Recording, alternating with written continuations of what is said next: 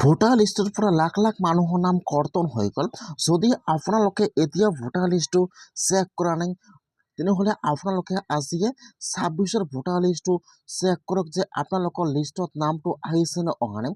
যদি আপোনালোকৰ ভোটাৰ লিষ্টত নাম অহা নাই তেনেহ'লে কিন্তু আজিয়ে আপোনালোকে সকলো ডকুমেণ্ট জমা কৰিব লাগিব, নহ'লে কিন্তু আপোনালোকৰ ভোটাৰ লিষ্টৰ পৰা নাম কৰ্তন হৈ যাব। ইতিমধ্যে কিন্তু ভোটাৰ লিষ্টৰ পৰা বহুতো মানুহৰ নাম কৰ্তন হৈ গৈছে। সেইকাৰণে আপোনালোকে আজিয়ে ভোটাৰ লিষ্টটো চেক কৰক যে আপোনালোকৰ ভোটাৰ লিষ্টত নামটো আহিছে নে অহা নাই। যদি নাম অহা নাই তেনেহ'লে আপোনালোকে আজিয়ে আপোনাৰ বিএলঅ'ৰ ওচৰত যাই আপোনাৰ সকলো ডকুমেণ্ট জমা কৰক, নহ'লে কিন্তু আপোনালোকৰ লিষ্টৰ পৰা নামটো কৰ্তন হৈ যাব। কেনেকুৱাকৈ ভোটাৰ লিষ্টটো চেক কৰিব চাই লওক। এতিয়া আপোনালোকে ফাৰ্ষ্ট আপোনাৰ মোবাইলৰ যিকোনো এটা ব্ৰাউজাৰ অ'পেন কৰি ল'ব। আপোনালোকে ইয়াত ভোটাৰ লিষ্ট ডাউনলোড লিখি চাৰ্চ কৰি দিব। ইয়াত যিটো 1 নম্বৰত লিংক আহি যাব ডাউনলোড ইউৰ ভোটাৰ সাৰ্ভিস পোৰ্টেল। এতিয়া আপোনালোকে সেইটো অপশ্যনৰ ওপৰত ক্লিক কৰিব লাগিব। এতিয়া কিন্তু আপোনাৰ ওচৰত আৰু এটা নতুন পেজ ইয়াত অ'পেন হৈ যাব এনেকুৱাকৈ। ইয়াত চাব, ইয়াত ফাৰ্ষ্ট দিয়া থাকিব অল ষ্টেট। এতিয়া আপোনালোকে ফাৰ্ষ্ট সেইটো অপশ্যনৰ ওপৰত ক্লিক কৰিব। ইয়াত যিটো আপোনাৰ ষ্টেট নামৰ ছিলেক্ট কৰি লৈ ল'ব। ষ্টেটত ক্লিক কৰিব। ইয়াত চাব, ইয়াত ষ্টেট নাম আহি যাব। আপোনালোকে ইয়াৰ পৰা ষ্টেট নামটো আসাম ছিলেক্ট কৰি লৈ ল'ব। ইয়াত চাব, ইয়াত অলৰেডি 26 আহি যাব। এতিয়া আপোনালোকে ৰোল টাইপত ক্লিক কৰিব। ইয়াত এটা অপশ্যন আহি যাব, ইয়াত 26 ছিলেক্ট কৰি লৈ ল'ব। তাৰপিছত ইয়াত চাব, ইয়াত ডিষ্ট্ৰিক্টৰ নাম ছিলেক্টত ক্লিক কৰিব। ইয়াত আহি যাব আপোনালোকৰ ডিষ্ট্ৰিক্টৰ নাম। এতিয়া আপোনালোকে ইয়াত চাই ল'ব যে ইয়াত আপোনাৰ ডিষ্ট্ৰিক্টৰ নাম কোনটো হয়। আপোনালোকে ইয়াত চালে ইয়াত যিটো আপোনালোকৰ ডিষ্ট্ৰিক্টৰ নাম হয় ছিলেক্ট কৰি লৈ ল'ব। তাৰপিছত আপোনালোকে ছিলেক্টত ক্লিক কৰিব। ইয়াত আহি যাব আপোনালোকৰ এছেম্বলিৰ নাম। যদি আপোনালোকে আপোনাৰ এছেম্বলিৰ নামটো নাজানে, আপোনালোকে আপোনাৰ ভোটাৰ আইডি কাৰ্ডৰ পিছফালে চাব, তাত কিন্তু আপোনালোকৰ এছেম্বলিৰ নামটো দিয়া থাকিব। আপোনালোকে ইয়াত চালে ইয়াত যিটো আপোনালোকৰ এছেম্বলিৰ নাম হয় ছিলেক্ট কৰি লৈ ল'ব। ইয়াত কিন্তু অলৰেডি লেংগুৱেজটো এছামিছ আহি যাব, আপোনালোকে ইয়াত আৰু ছিলেক্ট কৰিব নালাগে। তাৰপিছত ইয়াত আহি যাব কেপচা। এতিয়া আপোনাৰ তাত যিটো কেপচা আহি যায় মাইনাছ প্লাছ কৰি যি কেপচা হয়, এতিয়া আপোনালোকে ইয়াত কেপচাটো ফাৰ্ষ্ট বহাই দিব। কেপচাটো বহাই দি আপোনালোকে এতিয়া অলপমান তলত আহি যাব। তলত তাৰপিছত ইয়াত আহি যাব আপোনালোকৰ পলিং চেণ্টাৰৰ নাম আহি যাব। আপোনালোকে অলপমান তলত আহি ইয়াত চেক কৰিব লাগিব যে আপোনালোকৰ পলিং চেণ্টাৰৰ নাম কোনটো হয়। যদি আপোনালোকে আপোনাৰ পলিং চেণ্টাৰৰ নাম নাজানে, আপোনাৰ ভোটাৰ আইডি কাৰ্ডৰ পিছফালে চাব, তাত কিন্তু আপোনালোকৰ চেণ্টাৰৰ নামটো দিয়া থাকিব। এতিয়া আপোনালোকে ইয়াত চাব লাগিব যে ইয়াত আপোনালোকৰ চেণ্টাৰৰ নাম কোনটো হয়। ইয়াত যদি আপোনালোকৰ চেণ্টাৰৰ নামটো অহা নাই তেনেহ'লে ইয়াত চাব, ইয়াত কিন্তু চাৰ্চৰ অপশ্যন দিয়া আছে।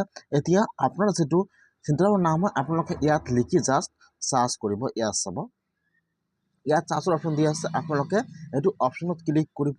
এতিয়া যিটো আপোনালোকৰ চেণ্টাৰৰ নাম আছে আপোনালোকে ইয়াত লিখি চাৰ্চ কৰিব।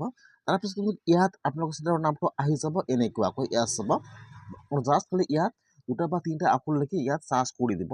যিটো আপোনালোকৰ স্কুলৰ নাম আছে বা যিটো আপোনাৰ কলেজৰ নাম আছে বা যিটো চেণ্টাৰত আপোনালোকে ভোট দিছিল আপোনালোকে ইয়াত লিখি জাষ্ট চাৰ্চ কৰিব। ইয়াত আহি যাব এনেকুৱাকৈ। এতিয়া আপোনালোকে ইয়াত চাই ল'ব যে ইয়াত আপোনাৰ চেণ্টাৰৰ নাম কোনটো হয়। এতিয়া আপোনালোকে ফাৰ্ষ্ট চেণ্টাৰৰ নামটো ছিলেক্ট কৰি লৈ ল'ব। ছিলেক্টত ক্লিক কৰিব। এতিয়া কিন্তু আপোনালোকৰ চেণ্টাৰৰ নামটো ছিলেক্ট হৈ যাব। এতিয়া আপোনালোকে অলপমান ওপৰত আহি যাব। আপোনালোকে ইয়াত যিটো কেপচা বহাই দিছে, এতিয়া আপোনালোকে কেপচাটো বহাই দি ডাউনলোড ছিলেক্ট পিডিএফৰ ওপৰত ক্লিক কৰিব। এতিয়া কিন্তু পেজটো অলপমান লোডিং ল'ব, আপোনালোকে অলপমান ৱেইট কৰিব লাগিব। ইয়াত চাব, ইয়াত দেখুৱাই আছে ষ্টেটাছ প্ৰগ্ৰেছ। এতিয়া আপোনালোকে অলপমান ৱেইট কৰিব।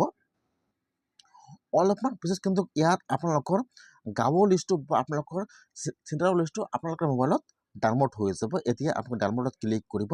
এতিয়া আপোনালোকে পিডিএফটো অ'পেন কৰি চেক কৰিব লাগিব যে আপোনালোকৰ লিষ্টত নামটো আহিছে নে অহা নাই। ইয়াত চাব, অলপমান তলত আহি যাব। এইটো হৈছে আপোনালোকৰ 26ৰ লিষ্ট। অলপমান তলত আহি যাব। এতিয়া আপোনালোকে ইয়াত আপোনাৰ ঘৰ নম্বৰ দি চাব লাগিব যে আপোনালোকৰ লিষ্টত নামটো আহিছে নে অহা নাই। যদি আপোনালোকৰ লিষ্টত নাম আহিছে তেনেহ'লে কিন্তু আপোনালোকে একো চিন্তা কৰিব নালাগে। আৰু যদি আপোনালোকৰ লিষ্টত নাম অহা নাই তেনেহ'লে কিন্তু আজিয়ে আপোনালোকে আপোনাৰ বিএলঅ'ৰ ওচৰত যাই সকলো ডকুমেণ্ট জমা কৰক, নহ'লে কিন্তু আপোনালোকৰ লিষ্টৰ পৰা নামটো কৰ্তন হৈ যাব। বহুতো মানুহৰ নাম কিন্তু লিষ্টৰ পৰা কৰ্তন হৈ গৈছে। সেইকাৰণে যিসকলৰ ভোটাৰ লিষ্টত নাম আছে সেইসকলে আজিয়ে 2026 লিষ্টটো চেক কৰক যে আপোনালোকৰ লিষ্টত নামটো আহিছে নে অহা নাই। যদি আপোনালোকৰ লিষ্টত নাম আহিছে আপোনালোকে একো চিন্তা কৰিব নালাগে, আৰু যদি আপোনালোকৰ নামটো লিষ্টত অহা নাই তেনেহ'লে আপোনালোকে আজিয়ে আপোনাৰ বিএলঅ'ৰ ওচৰত যাই যোগাযোগ কৰক। আপোনাৰ বিএলঅ' আপোনাৰ কি কি ডকুমেণ্ট বিচাৰে আপোনালোকে সকলো ডকুমেণ্ট জমা কৰক, নহ'লে কিন্তু আপোনালোকৰ লিষ্টৰ পৰা নামটো কৰ্তন হৈ যাব বা আপোনালোকৰ ভোটাৰ লিষ্টত নাম নাথাকিব। সেইকাৰণে আপোনালোকৰ কিন্তু ডিভোটাৰ হৈ যাব। সেইকাৰণে আপোনালোকে আজিয়ে লিষ্টটো চেক কৰি যদি লিষ্টত নাম অহা নাই তেনেহ'লে আপোনালোকে আজিয়ে আপোনাৰ বিএলঅ'ৰ ওচৰত যাই যোগাযোগ কৰিব লাগিব, নহ'লে কিন্তু আপোনালোকে ডিভোটাৰ হৈ যাব। আপোনালোকে এনেকৈ আকৌ লিষ্টটো চেক কৰক আৰু আপোনালোকৰ বিএলঅ'ৰ ওচৰতে সকলো ডকুমেণ্ট জমা কৰক।